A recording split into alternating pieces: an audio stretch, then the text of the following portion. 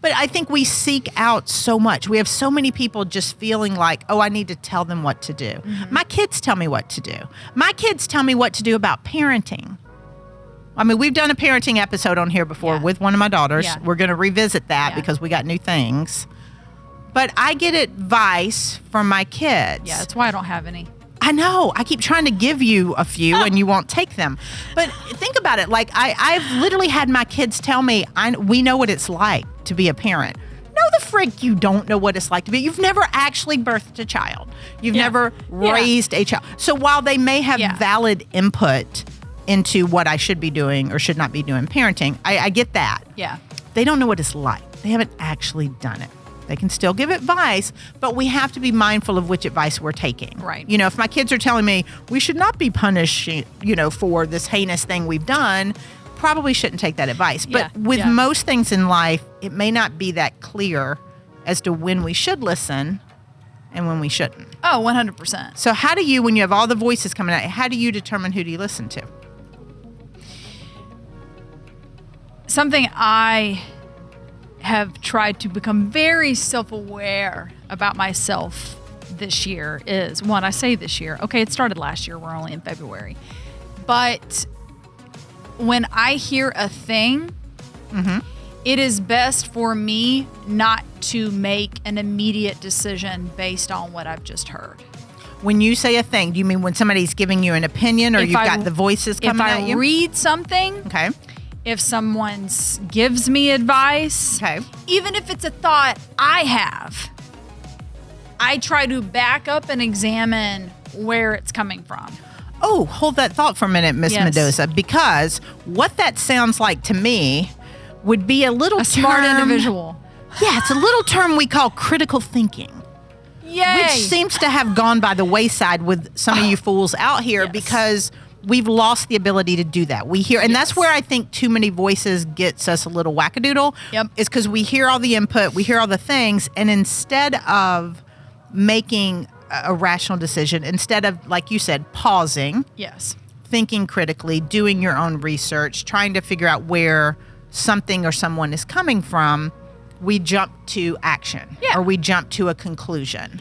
Right. And that, if we don't have critical thinking, we don't have the opportunity to ascertain whether or not something makes sense. Exactly. And it may even be from the standpoint of their advice isn't necessarily wrong. It's just not right for me or my situation. Right. And that's where, if I get caught up in that moment and in the emotion of it, and I make a decision based off that, 9 times out of 10, it's the wrong decision. It usually is. And so many times we just immediately act. So part of this, we've talked a little bit about hustle culture. We're going to talk about it a lot more this season. I think so much of that is we're moving so fast that we're like, take the input, go. And we're not really taking time to actually absorb the voices, absorb the input.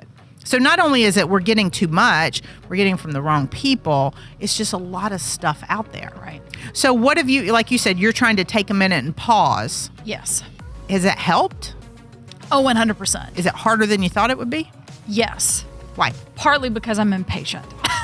Right. I want to, because if I am seeking advice, it's because I want to fix a thing, right? Okay. Want to fix a situation, make something better, or there's a decision I need to make, things like that. Or maybe I'm doing something that's not working, and so I want to make it better, but that's why we struggle with, to your point, going to the gym, right? I want that immediate result. Immediate gratification. I think that's part of what does this is we instead of sorting through what's going to be the best thing, the best course of action, the best whatever, we're sitting there going, what's going to work the best, the quickest right now? Yep. As opposed to really trying to weigh all the things. Yes. Yeah.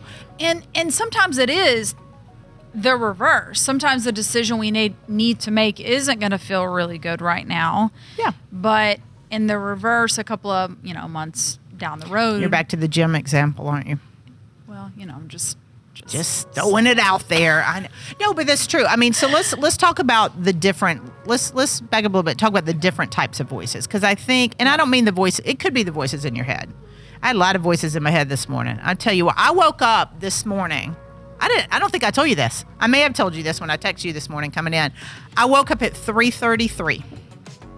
a.m., right? A.m. as in a.m. 3:33. Isn't there which like a there is a magic thing meaning. with I it? Googled Okay, it I was gonna because say. I couldn't Yep. go back to sleep. So y'all are getting jacked up, Kristen. I am on my second full cup of ambition this morning. I'm having a lot of fun. And I'm a little hyped up on some caffeine. However, all right, so I woke up Okay. at 3:33, which is the angel number. I Googled it because I couldn't go Okay. back to Yeah, sleep. yeah. Normally, I wake up a lot. I don't sleep well. I wake up a lot, and when I wake up, I can always get back to sleep. Last night, I could not get back to sleep at all. So by about 4, I'm like, I wonder if there's a meaning to 3:33. I think there is, so I Google it. And it does say that I'm going to have a change of luck in career, ambition, all this type of stuff. I'm like, fantastic, because if I'm going to wake up in the middle of the night, that's probably a good reason. Yeah, yeah. But the reason I say that and the reason I bring up my 3:33 brutal wake-up call was that it was all the things in my head. And that's why I can't. So for those of you guys that are overthinkers, that's why I can't sleep. It's because I just had all these thoughts. And they weren't bad thoughts. They weren't. It's just all the input. The input you know, what I've been working on the business, what clients are telling me, what my coach is telling me, you know, different thinking about today and the episodes that we're doing today and all the thoughts. There's just so much. And there were so many voices. A lot of them were mine. But it's trying to sort out all that. And I don't know if that's why I didn't sleep. I'm going to choose to believe the reason I woke up and didn't go back is because of all the 333, the good luck coming my way. But there's so frequently we've got just a lot of stuff in our heads. And I think we have an opportunity to figure out where am I taking the input from. People are going to give you input. They're going to give you opinions. They're going to do all these things. But we get to choose which ones we listen to. And so let's talk about that for a minute. So if we're getting input from social media, from books, from self-help stuff, from gurus, from friends, family, clients, everything, how would you know, like, what do you do? How do you decipher what? I know what I do to filter. How do you filter?